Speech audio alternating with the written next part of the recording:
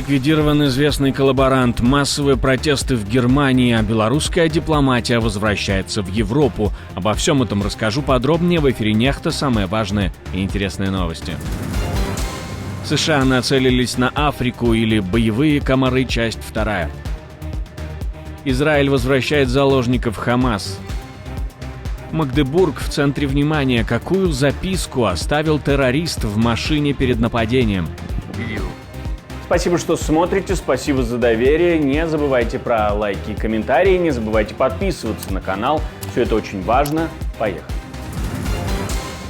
В Бердянске автомобиль так называемого главы оккупационного совета города Василия Нечета взлетел на воздух. Этот персонаж известен своей карьерной гибкостью. До войны руководил Домом культуры «Нефтехимик», но с началом оккупации сразу переметнулся на сторону захватчиков. Очередной сигнал для всех предателей: ни деньги, ни должности не спасут от последствий. Незаменимых людей нет. Российские войска химической, радио и бактериологической защиты недолго сидели без говорящей головы. Но написанный текст пропадать не должен, а значит, новенький генерал нашел старые заметки и принялся за свое. Как так и было. В настоящее время в зону повышенного интереса попала Африка. Администрация Соединенных Штатов рассматривает регион как неограниченный природный резервуар возбудителей опасных инфекций и полигон для натурных испытаний экспериментальных медицинских препаратов. На основе анализа поступающих документов стала понятна структура системы, созданной американской администрацией по управлению биологическими рисками на территории других государств. Она была успешно апробирована на Украине и в Грузии. Пока в цивилизованном мире думают, как найти путь в IT, в России четко отработали путь на фронт. В Краснодаре суд приговорил 27-летнего Александра Стешука к 18 годам колонии за убийство и ограбление пожилой пары. В 2021 году он проник в дом соседей, убил их, похитил 140 тысяч рублей и ценные вещи, а затем поджег дом, чтобы скрыть следы. Но сразу из зала суда его забрали в армию. Виновному назначено наказание в виде 18 лет лишения свободы в колонии строгого режима. Однако Стешук заключил контракт и вместо колонии отправится в зону проведения специальной военной операции. В ближайшее время он будет передан уполномоченному военному лицу. Эта практика стала возможной благодаря закону, принятому Госдумой в сентябре 2023-го. Закон позволяет прекращать уголовные дела или смягчать наказание обвиняемым, если они согласны отправиться на войну. Только в Краснодарском крае за месяц таким образом закрыли 131 дело. Война закончится в 2025 году, говорит Виктор Орбан. Правда, не только он, но об этом позже. Премьер-министр Венгрии считает, что когда закончится война, европейская экономика воспрянет и оживет. Война закончится в 2025 году, или ее можно будет завершить мирными переговорами, или одна из воюющих сторон будет уничтожена. Но Орбану вторят и в РФ. Валентина Матвиенко, глава Совета Федерации, тоже заявила, что в следующем году начнутся переговоры, но добавляет, что РФ готова на компромиссы, но от своих жестких требований не отступит. Как это все совмещается в одном предложении – вопрос. Песков попробовал его озвучить. Мы сохраняем открытость для решения наших проблем посредством переговоров. Мы сохраняем открытость к переговорам. Но поскольку пока никаких подвижек с точки зрения готовности Украины к переговорам нет, то мы продолжаем нашу операцию. Мы видим динамику.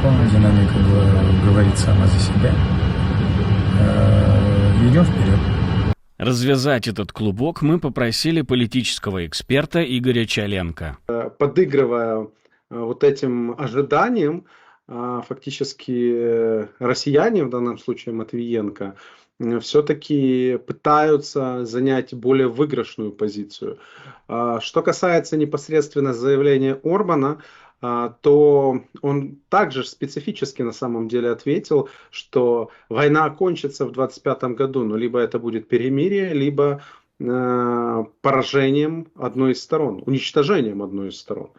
И вполне очевидно, что Орбан точно не делает ставку непосредственно на Украину как победителя. Это исходит из его ранешней риторики. Тем не менее, в данном случае мы должны понимать, что действительно есть определенные ожидания, но не следует на 100% считать, что ожидания в дальнейшем экстраполируются в конкретные позитивные именно результаты. Заложница Хамас Хана Кацир, которую похитили из кибуца Нир-Оз и позже освободили в рамках первой сделки, не смогла справиться с ударами судьбы. Ее жизнь оборвалась на фоне личной катастрофы, которая стала символом ужаса, постигшего сотни семей. Еще 7 октября ее муж был жестоко убит, позже в плену умер ее сын. Ну а теперь не выдержала и сама Ханна Кацир. Премьер-министр Израиля Биньямин Нетаньяху выступил в Кнессете и заявил, что переговоры о заложниках продвигаются, якобы благодаря слабости Хамас, Хизбаллы и Ирана. При этом он подчеркнул, что Израиль продолжает следить за действиями Тегерана и не допустит, чтобы Иран получил оружие, способное угрожать еврейскому государству.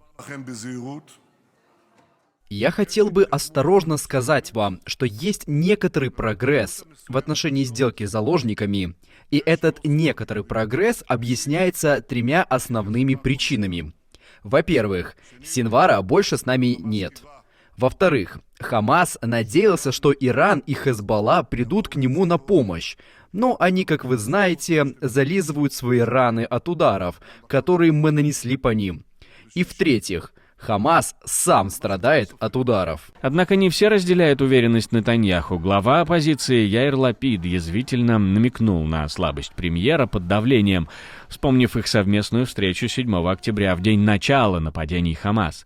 Лапид дипломатично умолчал о деталях, но его слова явно намекнули на отсутствие уверенного лидерства со стороны Нетаньяху в критический момент. Но премьер-министр говорит, что не сводит глаз с Ирана, который угрожает уничтожением Израиля, и «мы полны решимости, — говорит он, — не допустить получения Ираном ядерного оружия, а также другого оружия, которое может угрожать нашим городам и общинам». Наша команда существует благодаря вам. Поддержите ее, чтобы мы могли продолжать нашу работу. Российское грузовое судно «Урса Майор» ушло под воду в Средиземном море. Об этом пишут испанские медиа. Экипаж из 14 человек удалось спасти, но 2 моряков числятся пропавшими без вести. 23 декабря 2024 года Валкер с нечитаемым названием покинут экипажем в Средиземном море, недалеко от пролива Гибралтар. Покинут экипажем на шлюпке, которую спасает вот тот пароход. Ну а мы, как и многие другие пароходы, все бросили и на подхвате. Судно направлялось из Санкт-Петербурга во Владивосток, а предварительной причиной катастрофы стал взрыв в машинном отделении. Я надеюсь, всем видно название данного судна. Насколько я знаю, ходит под флагом России General Cargo. Беларусь открывает посольство в европейской стране, в Ватикане при Святом Престоле. Соответствующий указ опубликован на национальном правовом интернет-портале. Согласно документу, посольство должно заработать до 1 сентября 2025 года. Александр Лукашенко ранее поручал закрывать посольства в странах, где уровень взаимодействия, особенно торгово-экономического, резко снизился. Так Беларусь уже свернула представительство в Канаде, Словакии и других странах, сосредоточив усилия на России, где активно открываются новое генконсульство. Тут нет и не может быть никаких санкционных ограничений. Все-таки Ватикан проводит свою теократическую политику, я бы это так назвал. И в данном случае представительство в данной стране – это более жест непосредственно Ватикана к христианам своей конфессии, скорее даже к римо-католикам, которые проживают в Беларуси. Это таким образом усиление контактов не только по церковной линии, но и по линии общения непосредственно с белорусским государством. Ватикан используется не только Белоруссией, Ватикан используется тем же Кремлем, неофициально местный банк как раз является одним из инструментариев для хранения российских средств, которые, кстати, не подпадают под санкции. Очередной повод сказать, что международная политика, дружба и поддержка и так далее не угасает. В Магдебурге прошло сразу 2 мероприятия, отражающие раскол в немецком обществе. Лидеры ультраправой партии «Альтернатива для Германии» провели митинг у знаменитого собора. Там выступила кандидат в канцлеры Алис Вайдель. Она обвинила власти в игнорировании проблем общества и подчеркнула, что, цитирую, «слишком много внимания уделяется оправданию действий тех, кто презирает наше общество». Конец цитаты. Политики не поддерживают тех, кто страдает от ошибок наших правительств. Слишком много внимания уделяется осмыслению действий тех, кто презирает наше общество. Мы хотим, чтобы в нашей стране наконец-то что-то изменилось, и чтобы мы снова жили в безопасности. Мы больше никогда не хотим скорбеть вместе с матерью, потерявшей своего сына таким бессмысленным и жестоким способом. Толпа скандировала лозунги «депортация» и «реэмиграция», хотя рядом стоял человек с плакатом «Цветной Магдебург», явно выражая противоположную позицию. Параллельно в городе прошла инициатива под лозунгом «Не давайте ненависти шанса», где участники призвали к созданию человеческой цепи в знак солидарности против ультраправых настроений. Магдебург оказался в центре внимания после трагического инцидента на рождественском рынке. 50-летний мужчина на автомобиле въехал в толпу, убив не менее 5 человек. Нападавший оказался психиатром из Саудовской Аравии с ультраправыми взглядами и симпатиями к партии «Альтернатива для Германии». Талеб Аль-Абдул-Мохсен, который въехал автомобилем в рождественскую ярмарку в Магдебурге, убив 5, оставил завещание в своей машине. По данным Шпигель, он распорядился передать все свое имущество немецкому Красному Кресту. Документ якобы не содержал политических.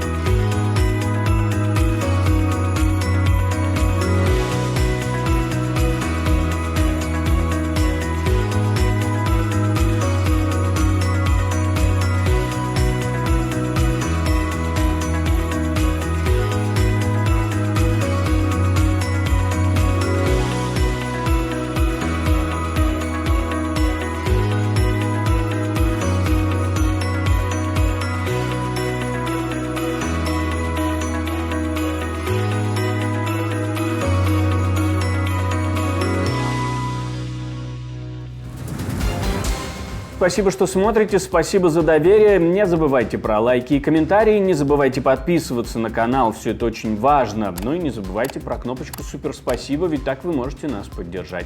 У меня на этом все, до встречи и хороших вам новостей.